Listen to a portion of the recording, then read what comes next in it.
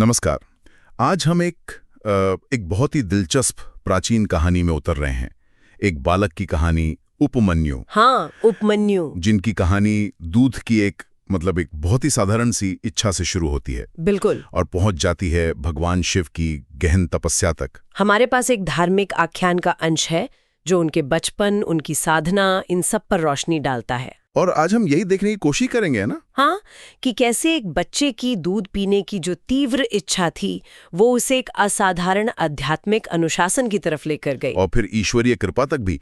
ये सिर्फ कहानी नहीं है, इसमें इच्छा, मार्गदर्शन, संकल्प, बहुत कुछ है। सोचिए जरा, दूध के लिए एक बच्चे के आंसू, और वो आंसू उसे इतनी हिम्मत दे देते हैं कि वो सीधे भगवान शिव से मिले और उनसे क्षीर सागर मांग ले, दूध का पूरा सागर। हाँ।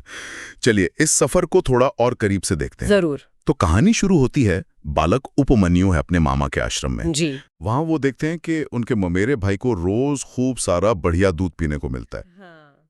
पर उन्हें बहुत थोड़ा। हाँ, तो जाहिर है बच्चे का मन है, दुखी हो गए। बिल्कुल। गए अपनी माँ के पास और बड़े भोलेपन से कहा, माँ मुझे भी वैसा ही बढ़िया वाला ढेर सारा दूध चाहिए। उफ। और यहाँ माँ की स्थिति वो बड़ी मार्मिक है। वो हाँ। गरीब थी, बच्चे की इच्छा पूरी नहीं कर सकती थी। हाँ।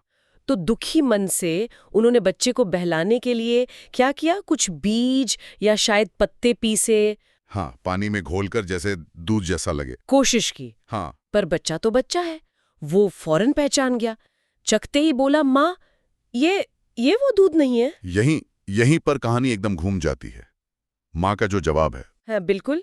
वो सिर्फ ये नहीं कहती कि हम गरीब हैं बेटा, वो उसे एक आध्यात्मिक आयाम देती हैं। सही कहा। वो कहती है, बेटा हमारी यह हालत शायद इसलिए है क्योंकि हमने पिछले जन्मों में या इस जन्म में भगवान शिव की उतनी पूजा आराधना नहीं की। हाँ, उन्होंने ये समझाया कि जो अच्छी चीजें मिलती है ना जीवन में, जैसे ये स्वादिष्ट दूध, वो कहीं ना कहीं शिव या विष्णु को अर्पित किए गए दान का फल होते हैं। इससे कर्म और कृपा से जोड़ दिया उन्होंने। कमाल है। और फिर जो उन्होंने रास्ता दिखाया वो तो और भी कमाल है। उन्होंने ये नहीं कहा कि ठीक है कोशिश करेंगे, उन्होंने कहा दुखी मत हो। अच्छा। अगर तुम्हें दूध चाहिए ही तो फिर सीधे उन्हीं से मांगो ना, जिन्होंने इसे बनाया है, भगवान शिव। अरे वाह। उनकी शरण में जाओ, उनसे ही मांगो। और थोड़ा क्यों, पूरा क्षीर सागर। हाँ, पूरा क्षीर सागर ही मांग लो। और ये सुनकर बालक उपमन्यु का संकल्प देखिए। हाँ, क्या कहा उन्होंने? वो कहते हैं, ठीक है माँ, अगर महादेव सच में है तो मैं देर सवेर उनसे क्षीर सागर जरूर मांग लाऊंगा। एक सांसारिक इच्छा सीधे आध्यात्मिक लक्ष्य बन गई। क्या बात है। तो माँ ने फिर उन्हें तैयारी कराई होगी इस कठिन रास्ते की। बिल्कुल, सिर्फ आशीर्वाद नहीं दिया, साधन भी दिए। सबसे पहले तो वो शक्तिशाली पंचाक्षर मंत्र नमः शिवाय। नमः शिवाय। हाँ, कहते हैं ये सभी मंत्रों में श्रेष्ठ है। हाँ। हर संकट से बचाने वाला। और साथ में दी रक्षा के लिए भस्म, वो भी कोई ऐसी वैसी भस्म नहीं। अच्छा। विजा होम से सिद्ध की हुई उत्तम भस्म, एक खास वैदिक अग्नि अनुष्ठान से तैयार की गई। और उसका महत्व भी समझाया। तो मंत्र और भस्म लेके, माँ का आशीर्वाद लेकर बालक उपमन्यु निकल पड़े, माँ को प्रणाम किया और हिमालय की तरफ तपस्या करने। और तपस्या भी कोई आसान नहीं। अरे बहुत कठोर। लिखा है कि वो पूरी तरह एकाग्रचित्त थे, सिर्फ हवा पीकर जीवित रहे। सिर्फ हवा पीकर? सोचिए। ये सिर्फ भूखे रहना नहीं था, ये था गहरा आत्म अनुशासन, इंद्रियों पर पूरा नियंत्रण। और वहीं उन्होंने मिट्टी का एक शिवलिंग बनाया, जंगली पत्ते फूल जो मिला उसी से पूजा करते थे। लेकिन ऐसी साधना में विघ्न तो आते ही है ना? हाँ, बिल्कुल। कहानी कहती है कि तपस्या के दौरान कुछ पिशाच, जो असल में पहले मुनि थे पर श्राप की वजह से पिशाच बन गए थे, वो अपने स्वभाव के कारण बालक को डराने आए। तपस्या भंग करने की कोशिश की, माहौल भयानक बनाया होगा। पर उपमन्यु? यही तो बात है।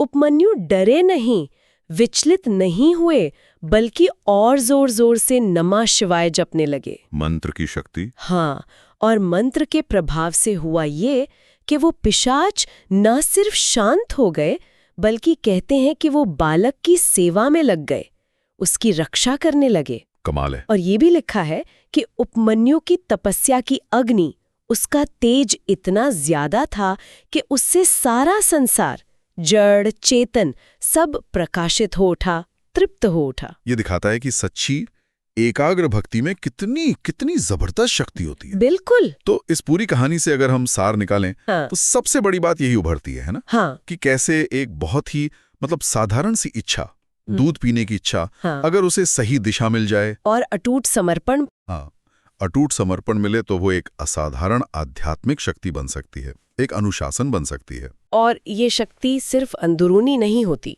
ये बाहरी बाधाओं को भी पार करती है और आसपास की दुनिया को भी प्रभावित कर सकती है।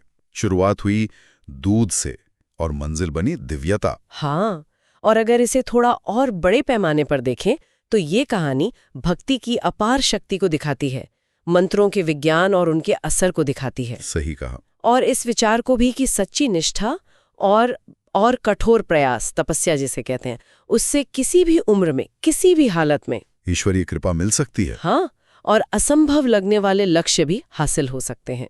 ये सिर्फ एक कहानी नहीं, ये मानवीय संकल्प का प्रतीक है। बिल्कुल। तो चलिए आज की इस चर्चा को यहीं विराम देते हैं, लेकिन श्रोताओं के लिए एक सवाल छोड़ जाते हैं। जरूर। हमारे अपने जीवन में ऐसी कौन सी छोटी साधारण सी इच्छाएं या जरूरतें हैं जिन्हें अगर उपमन्यु जैसा ही संकल्प मिले, सही मार्गदर्शन, हाँ, सही मार्गदर्शन और वैसे ही एकाग्रता, तो शायद वो हमें जीवन में उन ऊंचाइयों तक ले जाएं जिनके बारे में हमने सोचा भी ना हो, गहरे आत्मिक विकास की ओर।